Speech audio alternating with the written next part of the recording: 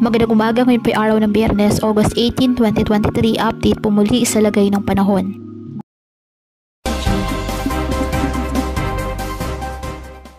Southwest monsoon o habagat nakakaapekto pa rin sa Southern Luzon, Visayas at Mindanao.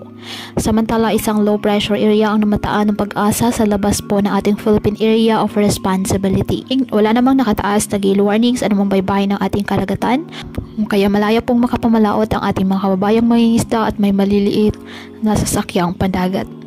Ngayong araw ang Mindanao, Western Visayas, Central Visayas, Palawan at Southern Leyte asahan na maulap na halangitan na may kalat-kalat na pag-ulan at thunderstorms dahil po sa habagat. Apektado naman po ng trough ng low pressure area ang Batanes. Ang Metro Manila at nalalabing bahagi ng bansa, bahagyang maulap hanggang sa maulap na halangitan with isolated rain showers or thunderstorms dahil pa rin po sa habagat at localized thunderstorms.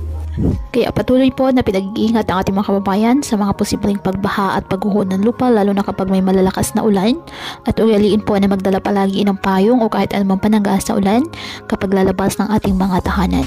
At yan po muna ang update sa lagay ng panahon ngayong araw. Muli patuloy po tayo na mag-ingat at palaging tandaan, God loves you. Stay safe and God bless po.